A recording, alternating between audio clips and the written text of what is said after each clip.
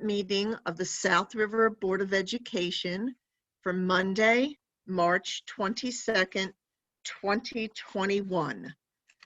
We are going to open our meeting, as we always do, with the pledge to the flag. I pledge allegiance to the to the flag of the United States of America and to the republic one nation, under God, indivisible, with liberty and justice For all. for all. Thank you. So, in compliance with the Open Public Meeting Act, Chapter 231, Laws of 1975 of the State of New Jersey, adequate notice of this meeting of the South River Board of Education was provided in the following manner. On March 4th, 2021, the notice was delivered to the office of the South River Borough Clerk and posted at the Board of Education Administration Building. On March 4th, 2021, the notice was faxed mailed to the following newspapers: Home News Tribune, Sentinel. On March 4th, 2021, the notice was posted at the South River Borough Clerk's office. Due to the state of emergency declared by the state of New Jersey and the United States government regarding COVID-19, this meeting is being held by way of video conference in order for the Board of Education to conduct its business. This meeting is being conducted virtually, and a link to the meeting invitation has been posted to the district website so the public may join and provide comment. Upon joining the meeting, all participants will have their audio muted. If anyone from the public would like to be recognized during open comment portions of the meeting, they may do so by using the chat feature. Here, members of the public must send their name and address to the meeting host, Brian Doherty. You will be recognized to speak by the host at the appropriate time, and your audio will be enabled. Participants for open comment will be called in the order that they were received.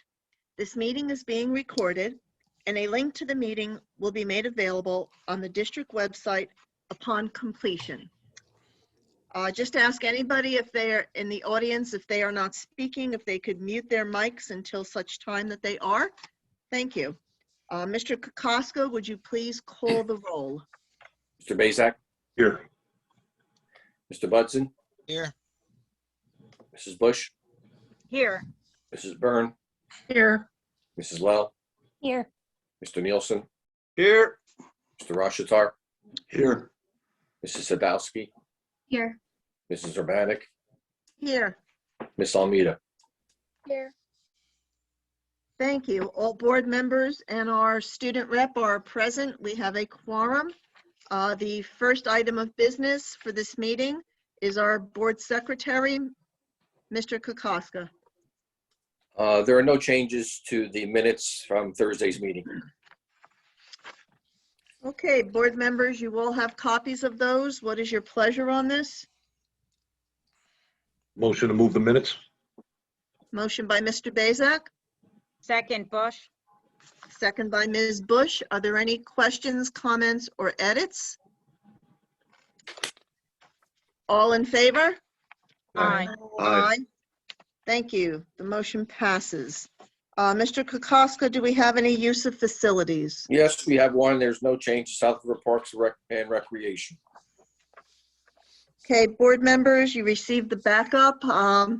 What is your pleasure on this use of facilities? Move the use of facilities in accordance with board policies. Second, Rashatar. Motion by Mr. Nielsen, second by Mr. Rashatar. Are there any questions or comments on this use of facilities? All in favor? Aye. Aye. Aye. Motion passes. At this time, we will go to Ms. Lell for the financial report. Thank you.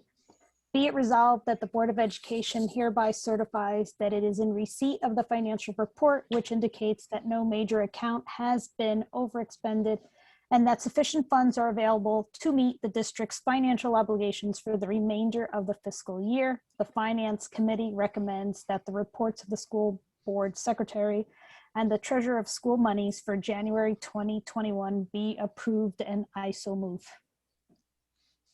Motion by Ms. Lell, Second, Nielsen. second by Mr. Nielsen. Are there any questions or comments on the financial report? All in favor? Aye. Aye. Thank you. The motion passes. At this time, our superintendent of schools, Superintendent Zurcher, has some things to report to us. Ms. Zurcher. Thank you, Mrs. Urbanek. I'd like to begin my report this evening by following up on the results of the survey that we just put out to the community. We recently asked our families to please inform us if they were looking for a return to school for fourth marking period in person for a 4-day week, or if they were looking to remain virtual for the remainder of the school year. So for this survey, we received, Brian, I'm wondering if you could open up my report and share the screen. And that way I can show that chart. Great, thank you. And if you could enlarge that just a little bit for everyone to see. Wonderful, thank you. By the time we closed the survey, which was open for about a week, we had 1,610 responses. Each student gets his or her own response. That means if you have multiple children in your family, let's say you have 3 children attending our schools, you are completing the survey 3 times. So each one of these represents a single student in our school district. We have about 2,250 enrolled students in the district. So this is a response from 1,610 of them, which is a pretty good turnout in terms of survey completion. So you can see based on this chart how people have responded. And what I did here was provide you with the data for who has chosen in-person instruction, therefore knowing that the remainder of the percentage are going to remain in person. You can clearly see the highest percentage of requests for in-person instruction are occurring at the pre-K level. And you can really see that these requests go in order by grade level of who is looking to really bring back their children back for in-person instruction. So we have the most amount of requests at the pre-K and primary building.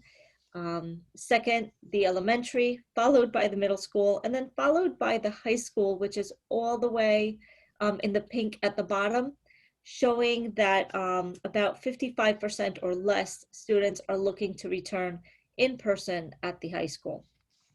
We have been opening the high school up to any student who has received any failing grades or is struggling to meet coursework. And we've been inviting students personally to come back for in-person instruction. And many of our students have actually taken us up on that offer. So that is what we look like coming back on April 19th. We return from spring break April 12th. We will remain in our current cohorts for the week of April 12th. And then April 19th, we are back in 4 days a week. The task force met this evening right before this board meeting. And we discussed the return to school for a 5-day week and what that could potentially look like maybe beginning in May. That was the recommendation of the task force, that if we consider that we transition into that 5-day a week timeline and looking at May and June and finishing off the year that way. If all conditions remain the same, of course, this is really a fluid situation. Any questions or comments from the board in regards to this information? Okay. The next report that I have today to share with you is the Seal of Biliteracy. I like to report on this every winter, and I'm happy to say that even in a virtual environment and having to go through the program in a virtual format, we still had children, students participate at the high school in the Seal of Biliteracy. And this provides our students the opportunity to graduate with this seal on their diploma, therefore communicating to colleges, places of employment, etc., that they are fully bilingual in a second language. So we're happy to see that we had in school year 2021, 8 of our students actually went through the testing in Spanish or Portuguese, and 6 obtained the necessary score for the actual seal. In the past, our numbers have been a bit higher than this, but we were still happy to see students participate, even though, like I said, it had to be in a virtual setting for this year. So we're very proud of them, looking forward to see that seal on their diplomas upon graduation. Vaccinations have been a big topic of conversation the last few board meetings that I've presented my report to you. Also, a very fluid situation. I do have to say that at this point, I'm happy to report that we've had 52 of our teachers and staff members already receive the first dose of the Pfizer vaccine last Thursday. They are due to receive their second dose while actually we're on spring break that week. We have another group of teachers who are going to be vaccinated right at our high school tomorrow. Another group being vaccinated at Robert Wood Johnson. Robert Wood Johnson set up their program a little bit different, and they sent out a link directly to those individuals to schedule their own test as it meets their schedule. And then we have another program I just found out about right before this meeting. We have another opportunity that we can also offer to our staff. But at this point, all of the staff have been offered an opportunity, all of our teachers and staff. We've offered an opportunity to our paraprofessionals who are actually Mission 1 ESS employees. We are now even offering an opportunity to our custodial staff that's part of the Pritchard group, but they are in our buildings every day. We've been able to offer the opportunity to some of our substitutes who are also ESS employees. Our lunch aides have been included. We've really been able to include a lot of individuals who are in and out of our schools. And we're happy to say that at this point, whoever wants to be vaccinated has had an opportunity from being eligible as either a pre-K to 12 staff member or in a position related to our schools. So we're very pleased with that. We've also been able to, because we've come this far, we've been able to offer vaccination opportunities to surrounding districts, therefore really just supporting our neighboring communities and helping those educators become vaccinated as well. So at tomorrow's vaccination day, we will have teachers from surrounding districts joining our teachers and staff as well. Also tomorrow, we will be running an antibodies test at clinic.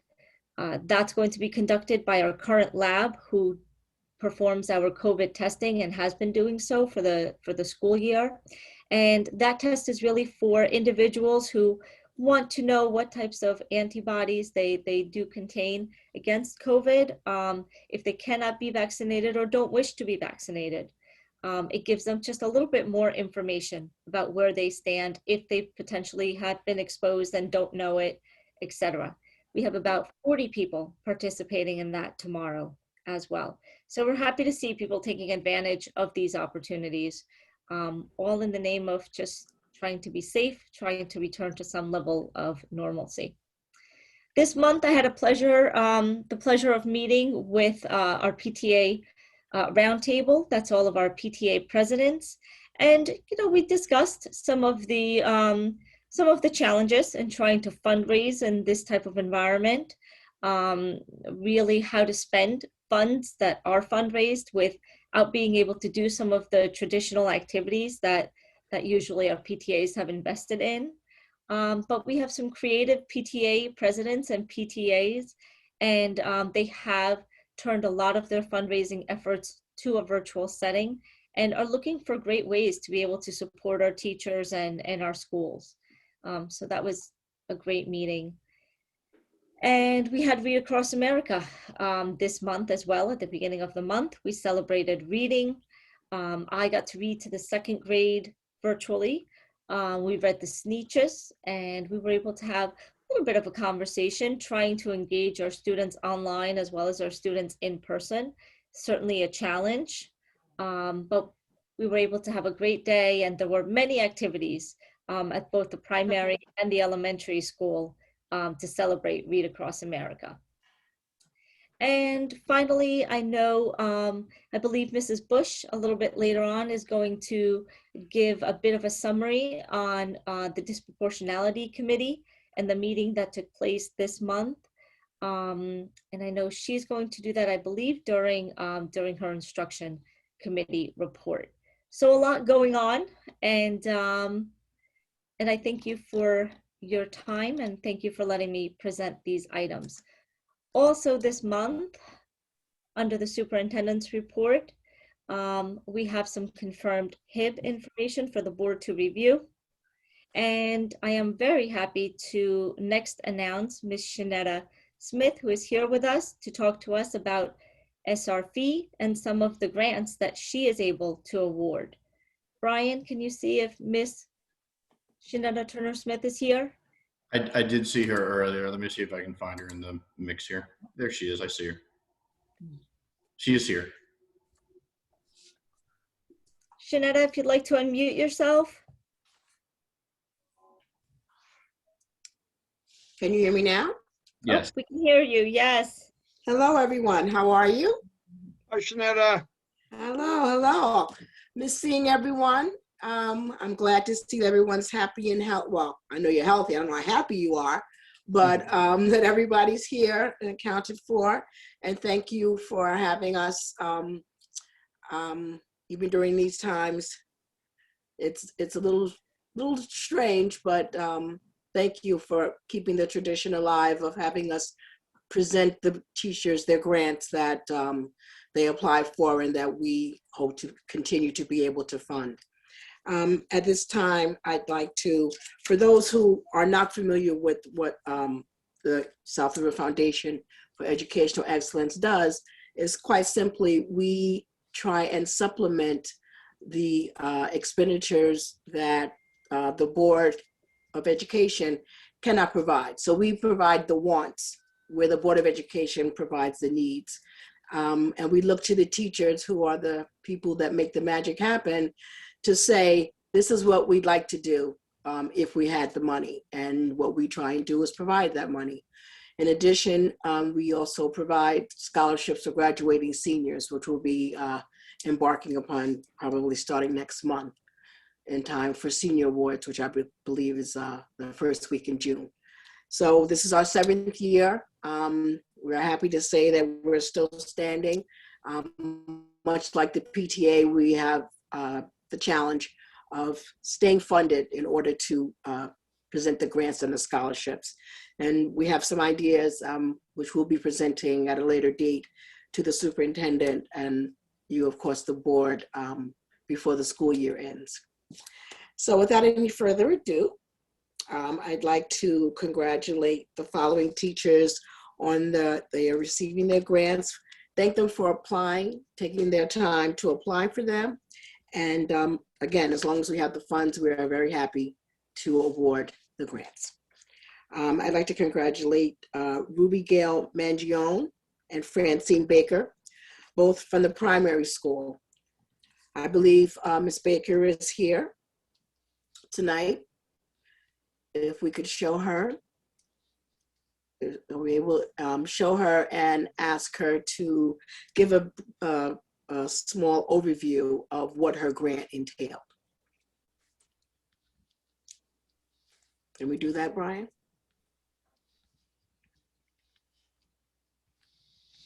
I'm looking for her now in the crowd here. Hold on one second. Okay. Might be easier. Might be easier to do it this way. She was here earlier. I don't know if she has now left the meeting. So. Okay. I know that Ruby Gail Mangione was unable to make it. In any event, we congratulate them on a $500 mini grant. That will, let's see if I could, won't be as good as them. It's for their preschool students for the additional applied behavior. And it's $500. It will affect maybe 20 students But in a contained area in the primary school, self-contained area, that's a lot, and it's an impact that the children will feel, and the teachers are happy to be able to do it. So congratulations to them. Our next grant is to Patricia Branch and Christine Kilduff. I know Mrs. Branch is supposed to be here. Mrs. Kilduff could not be here. Is Mrs. Branch still here? Yes, Mrs. Branch is in the meeting. I'm here. Okay, Mrs. Branch, if you could just give us a brief summary on what your grant entailed. Sure. We want to create a sensory hallway in the elementary school to give the students time for a brain break. All the students, if they need a little time to get out some extra energy or to refocus, they can use the sensory hallway to do that. It's just a lot of little physical activities, large motor and fine motor skills, just to give them some break from the classroom when they need a little extra time to refocus. Okay, that was good. Yeah. Thank you. Congratulations once again. Thank you.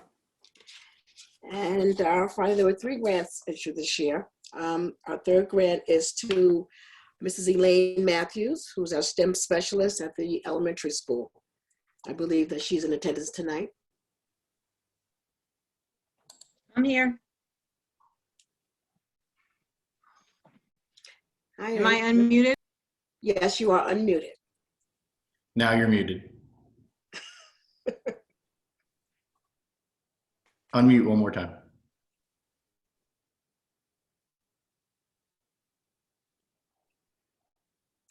You're still muted.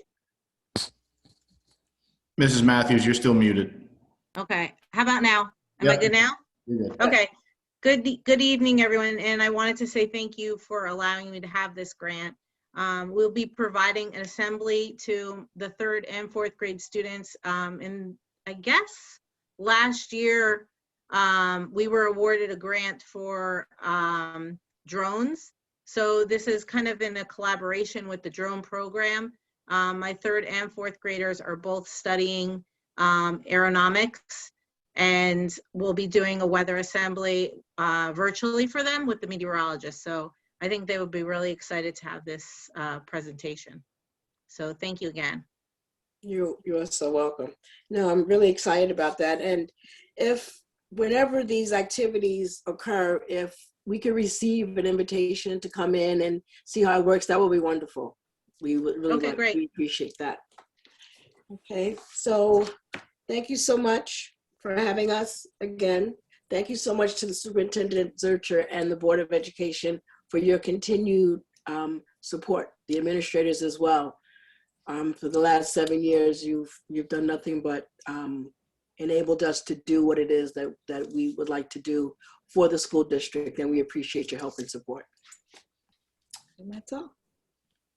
Well, we thank you, Jonetta, and all of you who received grant awards. Really, congratulations for taking the time to complete the grant application, to really come up with very innovative, out-of-the-box ideas, and just things that you really feel would be beneficial to our students. So thank you, Jonetta, for giving an opportunity, and thank you to our teachers for really going above and beyond and finding a way to get these opportunities to our kids.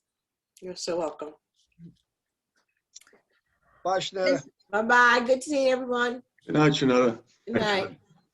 Hey, Jonetta, if I may, and Ms. Zurcher, if I may, I don't know if many people know the history behind the SRFEE, but longer than 7 years ago, it was when Jonetta was a board member.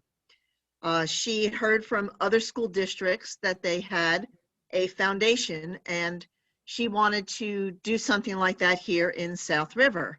And when Jonetta, when her board service was over, she took this upon herself to develop and get members, and she ran with it. And I can hardly believe that it's 7 years. That is really phenomenal. You've done a great job, you and all of your members and your officers, and especially the support from the community. It's just hard to believe that it was 7 years ago. You came up with the idea over 7 years ago. You brought it to the board, at that time, you were prohibited from being part of it. So again, when you were no longer part of the Board of Education, you took this under, and this is what's become of it. I know there's still a couple of people on the board that remember when you even brought this up at the meeting. Yeah. So I see Kevin shaking his head yes, and we all remember that you really wanted this to happen, and you made it happen. Thank you. Thank you for your kind words. Thank you all. Thank you, Jonetta. Thank Ciao. you. Thank you. Have a good night. You Good do night. that. Okay, thank you. The next part of the superintendent's report this month does include an update on both our district goals as well as our board goals. And if Brian, if you could share your screen again, please, and put up the attachment for the district goals, I would really appreciate it. We have 4 main district goals that we set last summer before the start of the 2021 school year. Our first goal is related to community relations, and it's really to incorporate varied methods of being able to do outreach for our community and increase communication, especially for those families who face certain barriers. So some of what we've been doing is, and maybe the community doesn't even realize this, but some of what we've been doing is encouraging our families to select their home language as they register or sign up for our Connect Ed program. And what that does is it automatically translates any messages we send out into their home language. So you'll receive the message in English, let's say, but maybe your neighbor is receiving that same exact message in Portuguese or Spanish or whatever language it is that family has chosen as their home language. So if you think that things aren't necessarily being translated, they are for people in the native language that they have chosen. So that's a feature that we have been maximizing. And what you might notice is that as a result of maximizing that feature, we're sending things less in attachments and more in the body of text, because we've noticed that those attachments don't translate in the same effective format. So if you notice in the body of a Connect Ed message, text, that's the reason why. It's being translated for families in the best way possible if we send it in that format. Some of the other things we've been doing is really maximizing that use of the Connect Ed, sending out text messages. We've been seeing that our families respond the quickest to those text messages. For example, the survey link that we just sent out, we sent it out several times via text message, and we would see responses coming in very quickly when we would do that. So that's been great. We're continuing to add more translation devices, and we place these in our front offices, our child study teams, with our counselors, our administrators. So if they're having a face-to-face conversation and need a little bit of translation help, Brian, I think it's a different, I don't think it's in that report. It's in a different attachment specifically listed under. But that's been a great tool, and we've been taking advantage of that. We have a bilingual parent advisory committee that has been running under the direction of Gabriela Colon, who is our ELL supervisor, and she meets on a regular basis with the bilingual parent advisory committee, and they provide her with some feedback as to how we can best serve that population of families. We continue to put out our newsletters, our flyers. We've added some videos this year as we've changed the course of our programming due to the pandemic. We continue to have our family advocate. She has been wonderful in helping us get meals out to families, get devices out to families, Wi-Fi to parents and families who need it. And she's just really a great face in the community to help us in that regard. Social media, we're doing really well on our Facebook page. We get a lot of response to our posts, and we just added a district-wide Instagram page. You may have seen the link to that right on our district website, and if you haven't, please check that out. So we're really happy with that.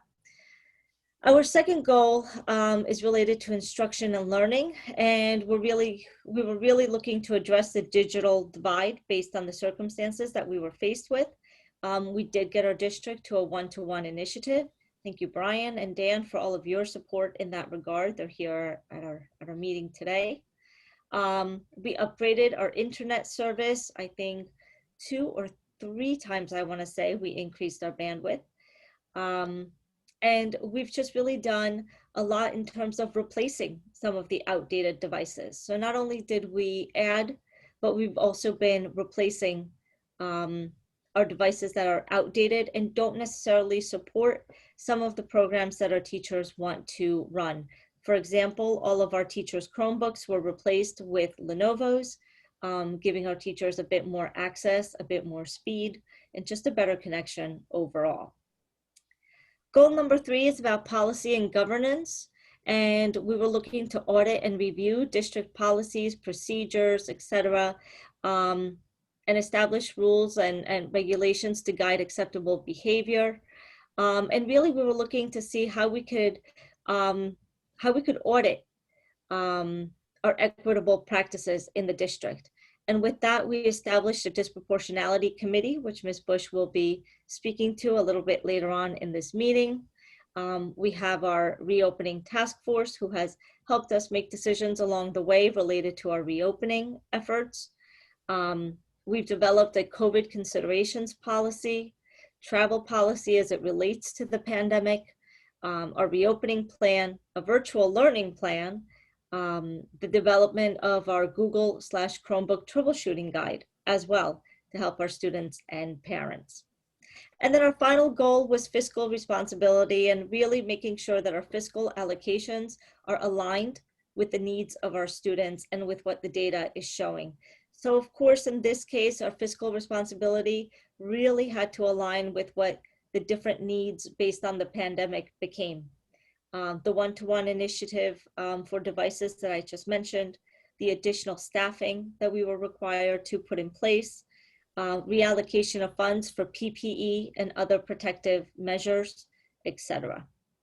And then professional development also fell into that. We have a large group of our staff members who are going to be Google certified, level 1 Google certified, which is great also.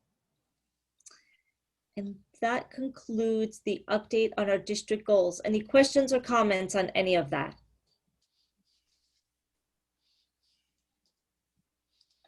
Okay, great. Yeah. The next set of goals is the board goals. And these are goals that the board set for itself, really based on how the board would like to conduct its business, share information with the public, etc. And you're going to see a lot of alignment between your board goals, of course, and our district goals, as it should be. So, I'm sorry, I thought I lost the volume there. But again, you set a goal for continued communication, and I just spoke to some of that in the update for our district goals. Yes. You also talked a lot. I'm sorry, I'm just going to ask members of the public to mute themselves. Oh, thank you. I appreciate it. Thank you. Also, as a board, you discussed how you wanted to share information with the public as it specifically relates to each of your committees. And I know the board has really taken it upon itself to be very conscientious on this and has added different reports through your regular committee reports so that you're not just doing an overview of the items that you are taking action on, but you are also providing an update in different categories and areas in the district that are of interest to the public. And you're providing that as part of your monthly report as well. One example of what we've added there, for example, is the assistant superintendent report about what's happening in instruction and in curriculum. Also, a lot of what takes place when you go to different functions, meetings, etc., bringing that back to the community and so on. And then also the sharing out of what's happening in the district and good news and how we advertise that. And in that, we've been doing a lot of press releases You may see that we also at times have board presentations. Tonight's award of the grants is one example of that. And also just press releases about good things that are happening in the district. And you'll see some of those actually take place during this board meeting as well. I think I touched base on really the goals that you have set and some of the just some of the improvements and some of the actions that you've really been conscientious about to make sure that you include as part of your regular board business. Are there any comments or additions or questions that you'd like to share on that?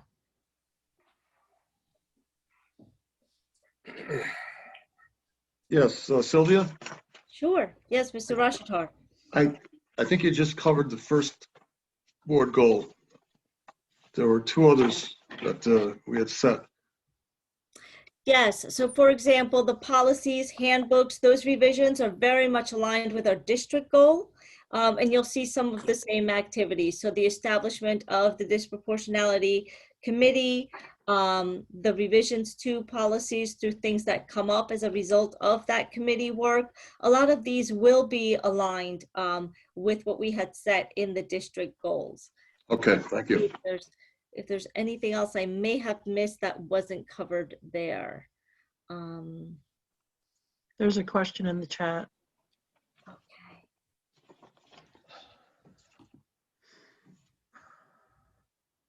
So is teachers doing?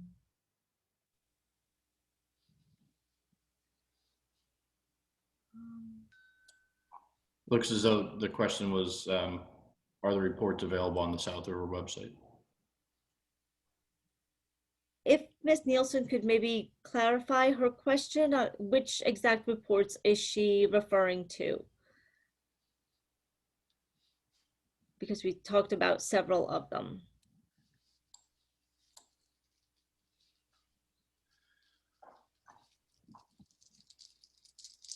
And you can unmute yourself. Oh, the goal. Thank you. Yes. Yeah, you mentioned the different goals and some of the other things, just so as a teacher, you know, we can look through too to have a better idea. Yes, these are found on the district website. They are found, I believe, under the tab for Board of Education. But yes, they are on the district website. Both the district goals as well as the board goals. Mm-hmm. Thank you. Sure.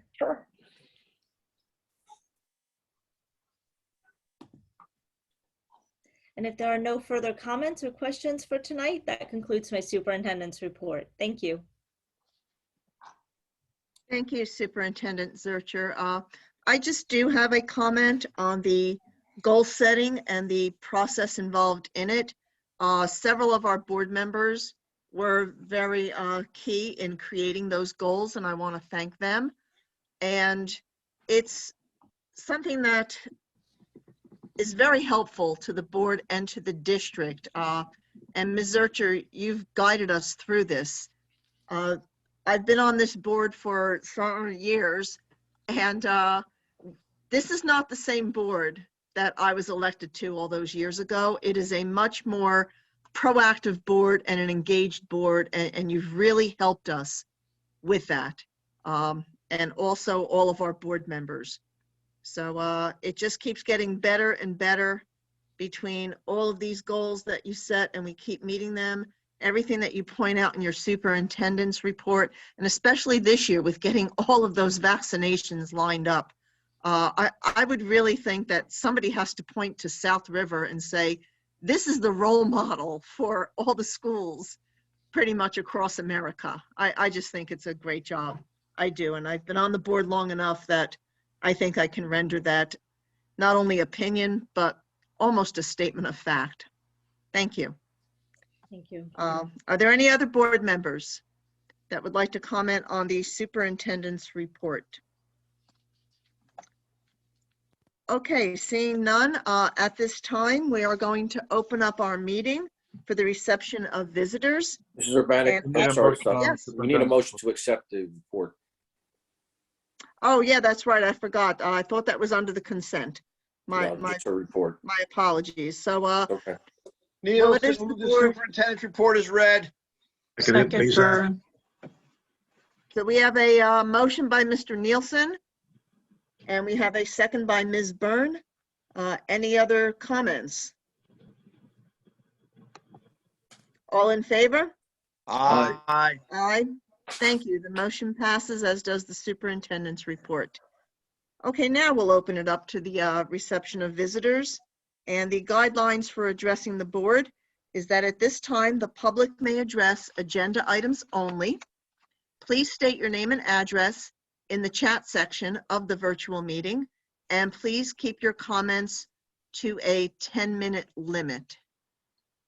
And we'll wait for a moment to see if anybody has any comments at this time for agenda items.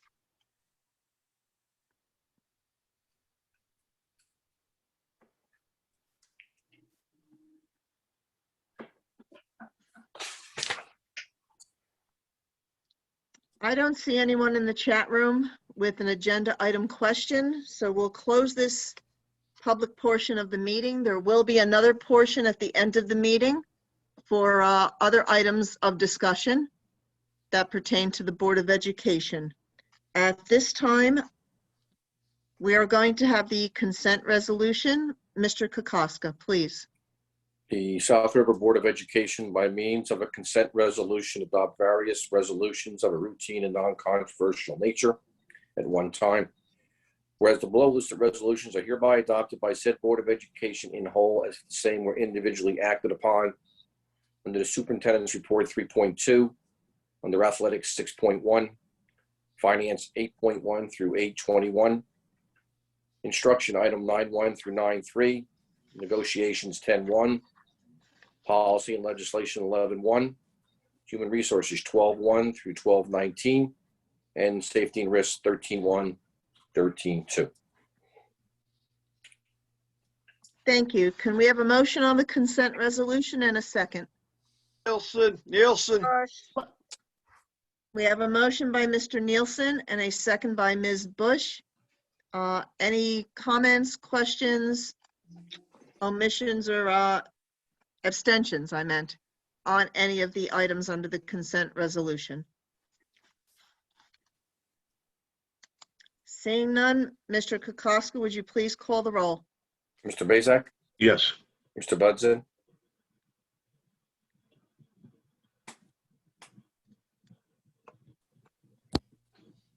Is Mr. Budson still in the meeting, or is he just muted? Oh, okay, thank you. Mr. Budson? Yes. Mrs. Bush? Yes. Mrs. Byrne? Yes. Mrs. Lell? Yes.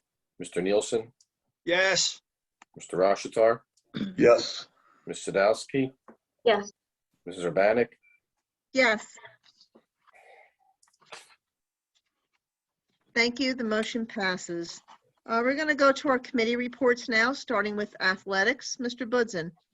Only had one item on the agenda, setting up the summer schedule for the athletes, and that's all I have. Thank you. Buildings and grounds, Mr. Nielsen.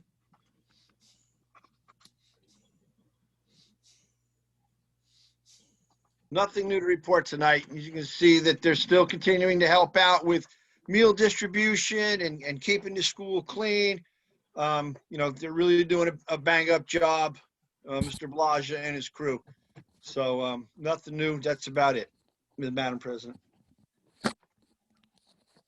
Thank you. Finance, Ms. Lell. Good evening. For the sake of transparency, there were some additions that I'd like to read. I know we went through consent already. There was a change in 8.12 with the requisition list.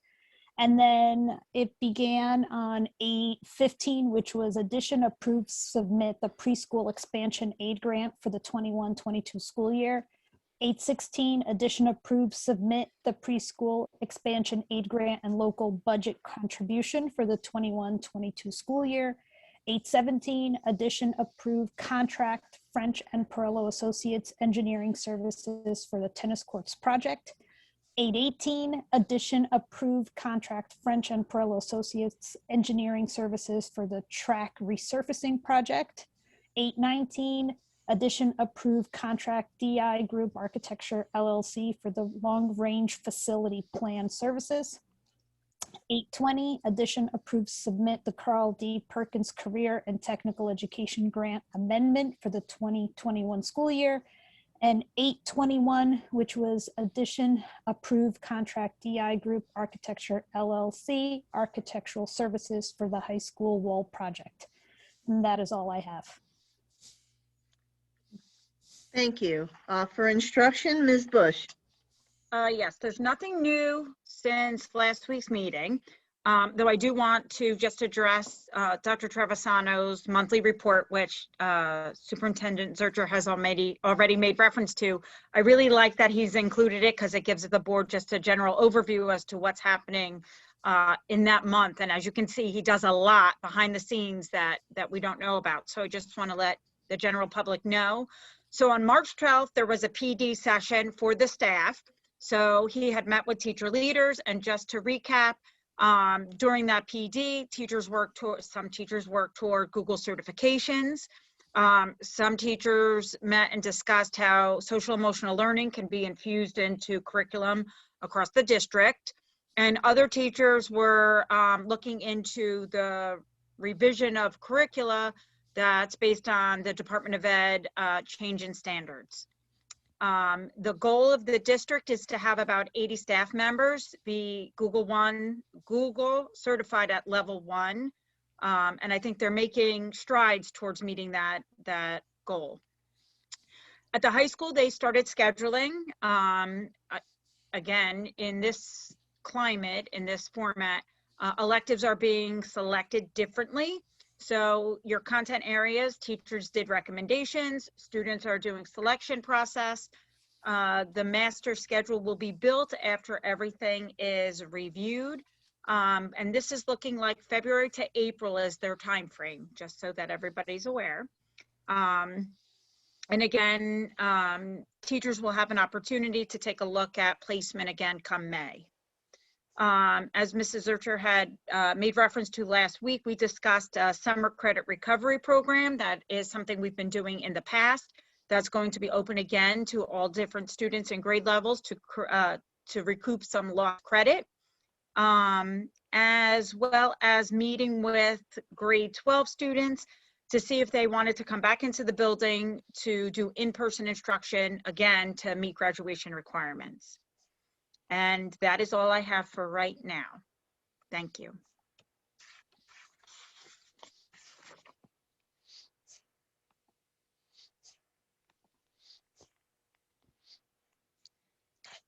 Sylvia, you're mute. Cindy, you're muted. Mrs. Urbanik, you have to unmute. There you go. Thank you. Under negotiations, we do have an addition for the SREA sidebar agreement for the Wilson language training. And Mr. Parton, do we have anything else under negotiations to report?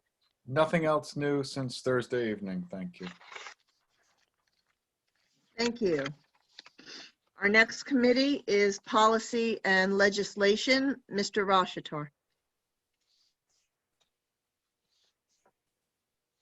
I assume this was presented at Thursday's meeting, but I'll present it again. One item, 11.1, adopt second reading revised policy number 3512, COVID considerations. And that's it. Thank you. Under Human Resources, Mr. Bazak. Thank you, Madam President. I have one additional item since Thursday evening, item 12.19, addition approved disability sick maternity family leave, Lauren Cogliandro, elementary school teacher, 2020-2021 school year. And that's all I have. Thank you. Safety and Risk Management, Ms. Sadowski. Thank you. There's just 2 items on the agenda, but nothing new since Thursday night. Thank you very much. At this point, we're going to add to the agenda 14A or 13B, our disproportionality committee report. So back to Ms. Bush.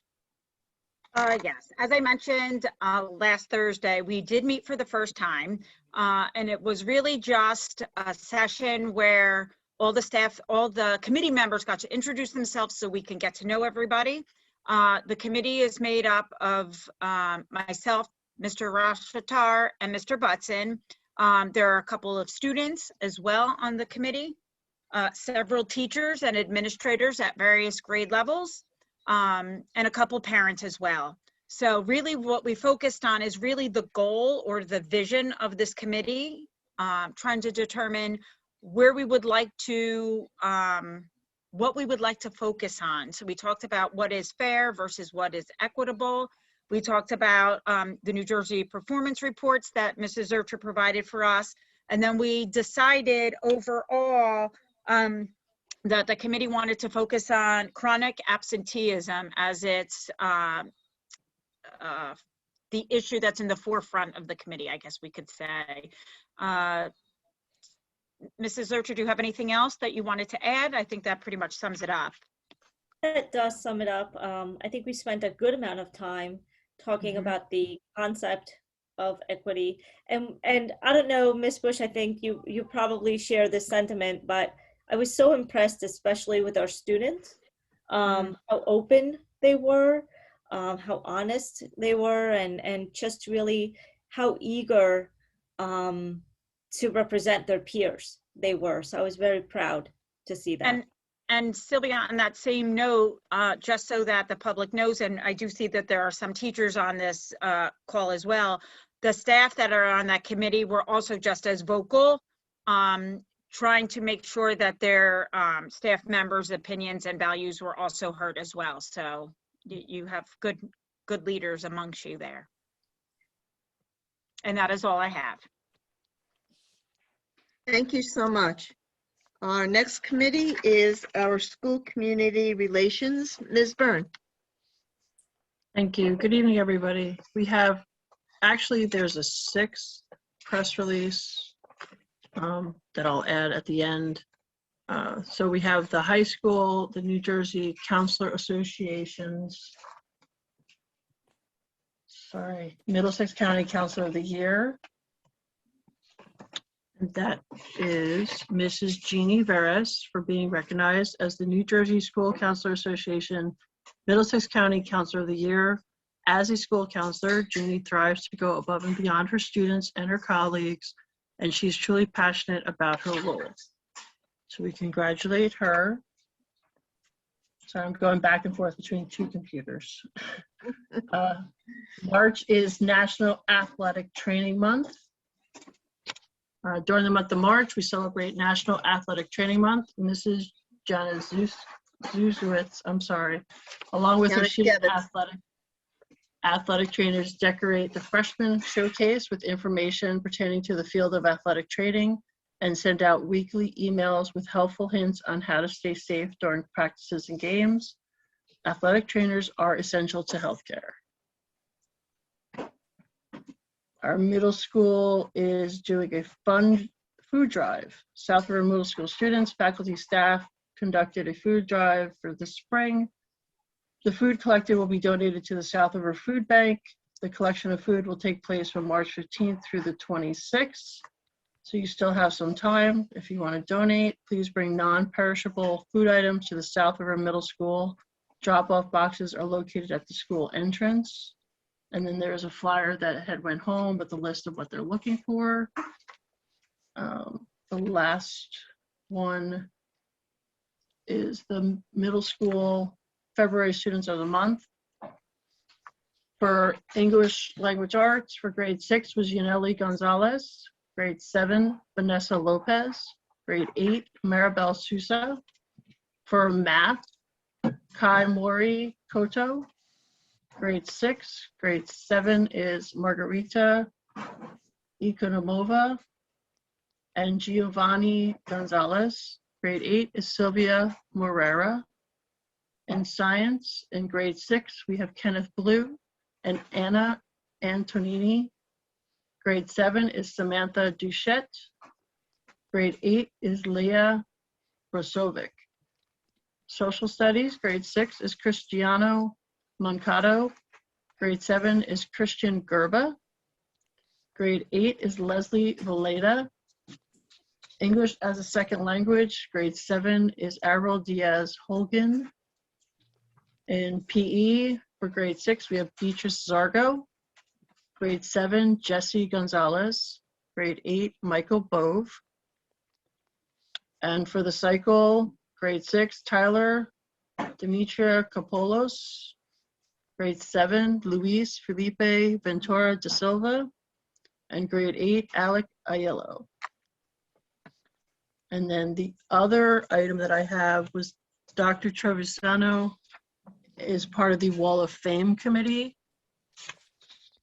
with me and Michael Poor and Mr. Trigar and Joan Dinkoff.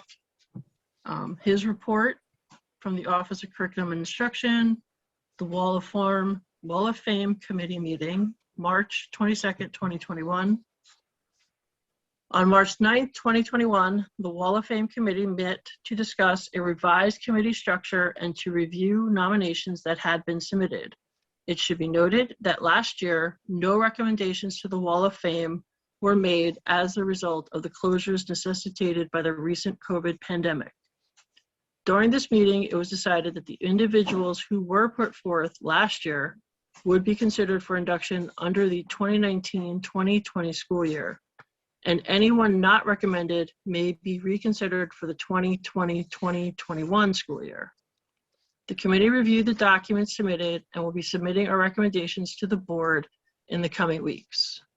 The committee then discussed the advertisements for the Wall of Fame and decided on a number of methods that could be done to increase the exposure and ultimately increase the number of submissions. Many of these have already been put in place. Finally, the committee decided that the due date for the nominations will be extended through July 31st, 2021 in order to solicit additional individuals to be considered.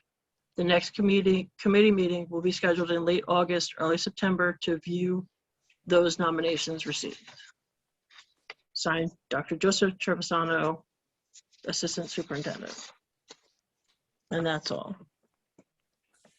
Thank you. And Ms. Byrne, if you still have your screen open, could you just go back, please, and let us know who the high school March student of the month is? Oh, I'm so sorry. I clicked over that. Sorry. That happens. The South River High School Student of the Month for March of 2021 is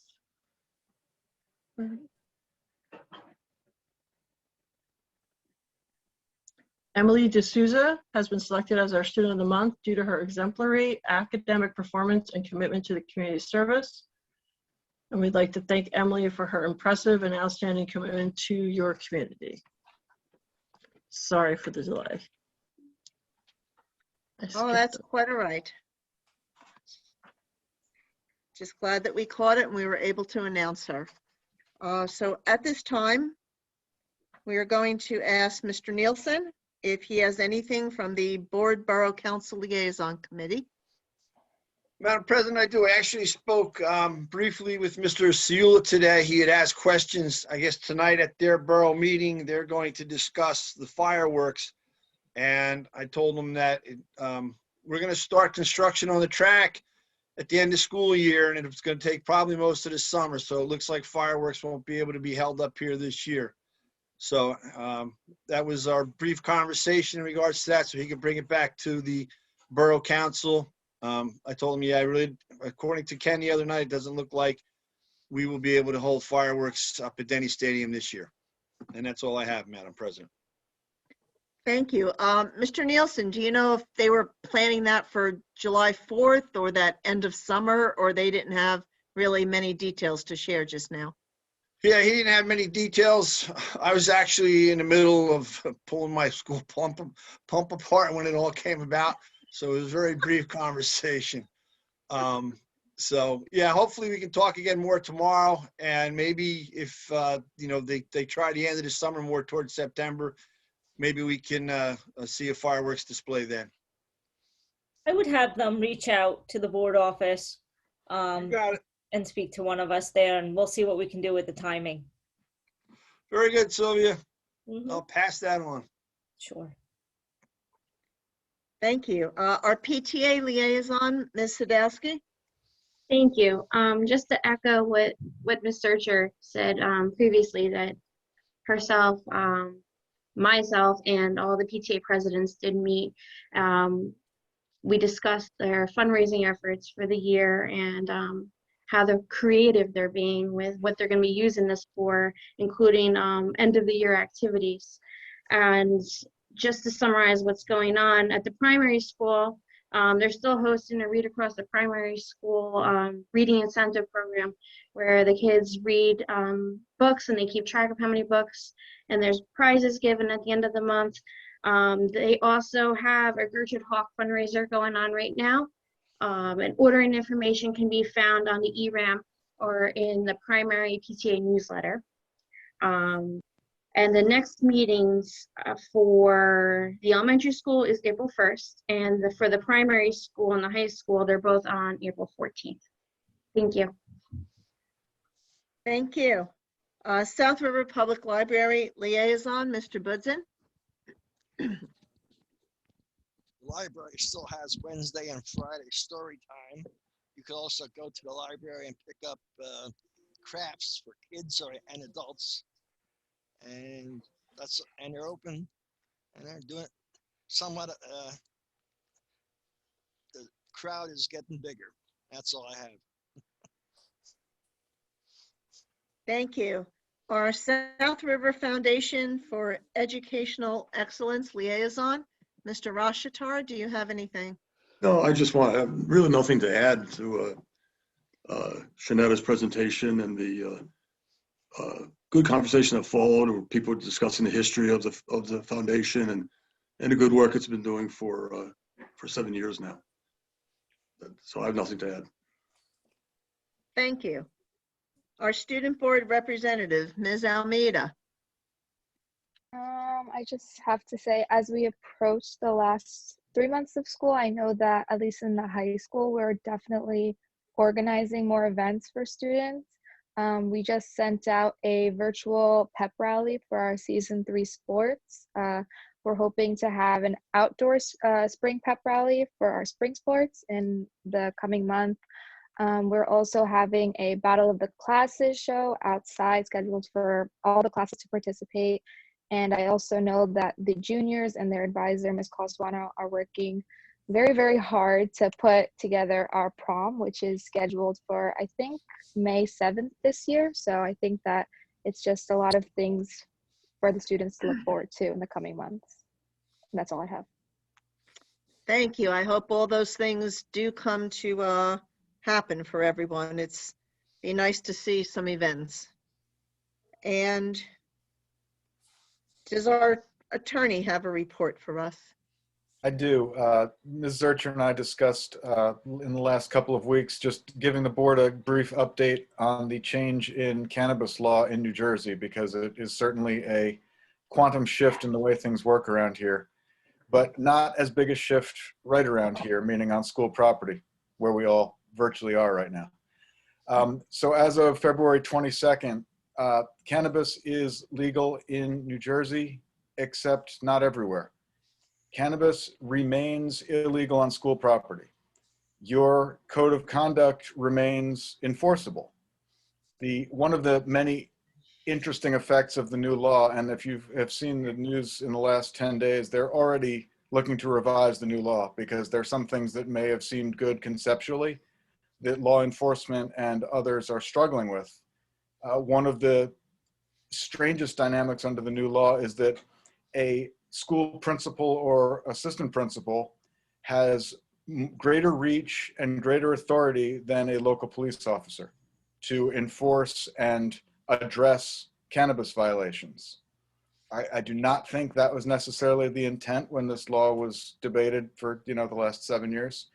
But at this point, things like probable cause are highly, highly regulated for the police, not so much for school administrators. The use of smell as probable cause is illegal for police to use, not so for school administrators. So in many circumstances, practically, cannabis has become like alcohol. It is legal if you're 21 and off school grounds. It is illegal if you're on school grounds and or under 21. Where things have flipped is that rather than getting the police involved, you're either going to be operating as an administrative team and addressing the issues directly, or possibly if police have information, they may be coming to schools to partner, the opposite of what we have traditionally done. Again, this is all subject to change. It is subject to revision and fine tuning. As far as employees go, again, the way to think of cannabis in New Jersey now is very, very similar to alcohol. An employee who, whatever they may choose to do on the weekend is their business. If it affects their ability to perform their job, or if they are under the influence on school property during school hours, that is very much your business. So again, it is a legal substance now, but its impact, as it can cause a DUI, can also cause employee correction or certainly student discipline. There is no restraint or restriction on implementation of your code of conduct. You have probably heard about the police being hamstrung in terms of what they can do and what the legal structure is for juvenile offenses. The first being a warning with no parent notification being legal right now.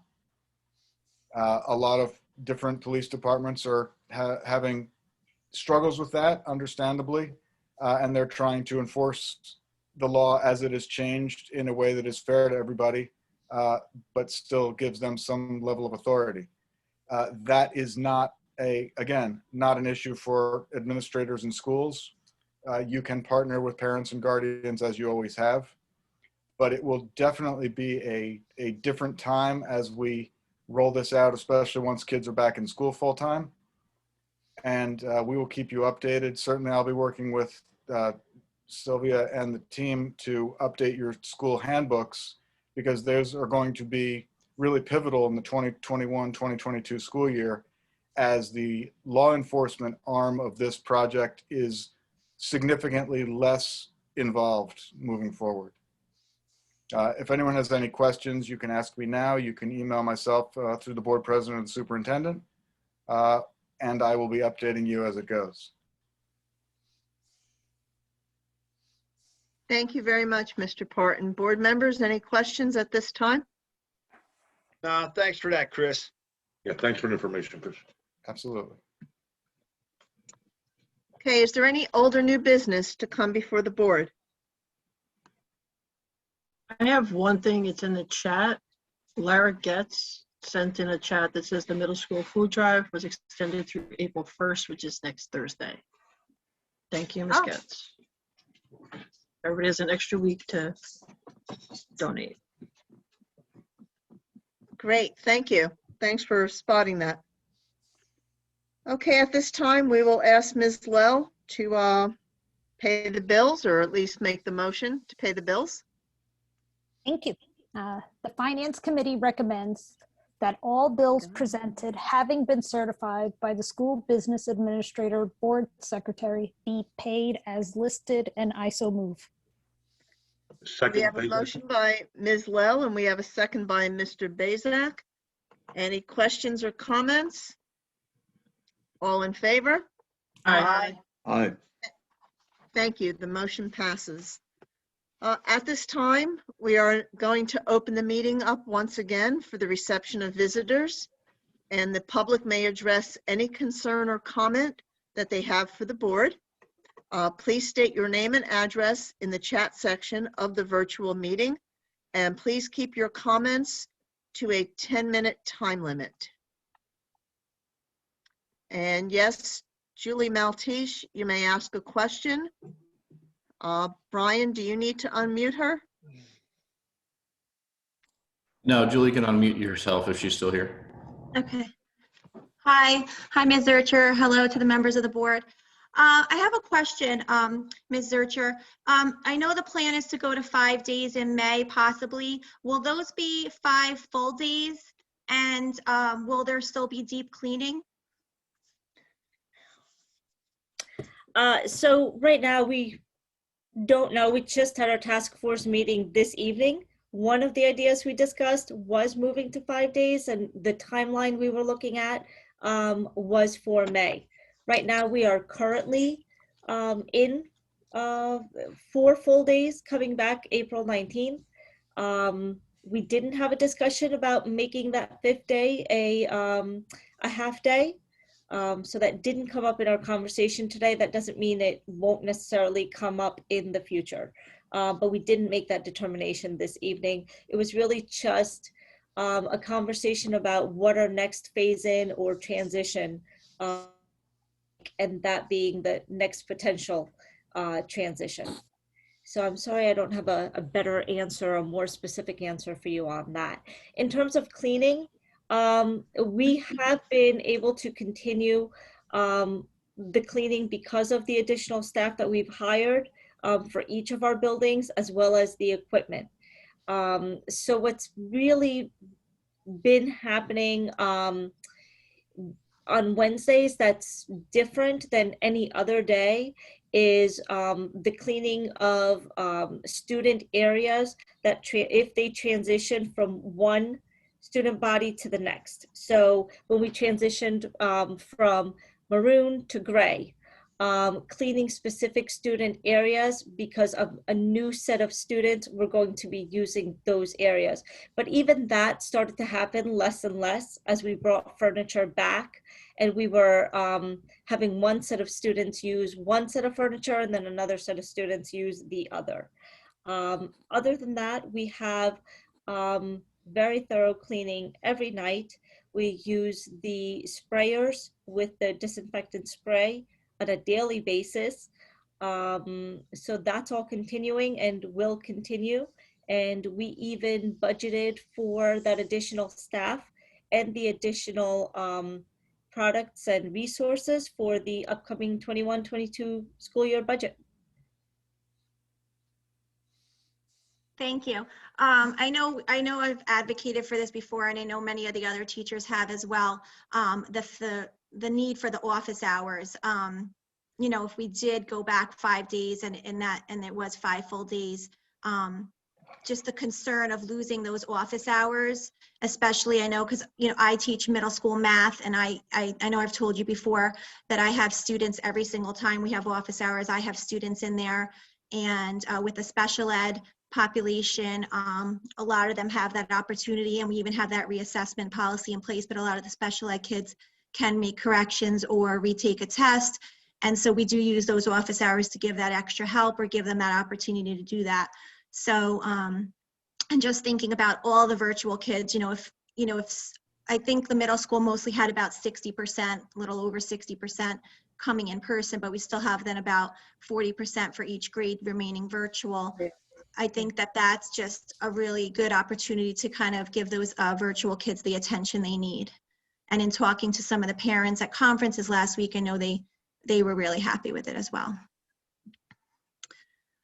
Just one other question. I know the travel policy came out to the teachers. Is that going out to the families?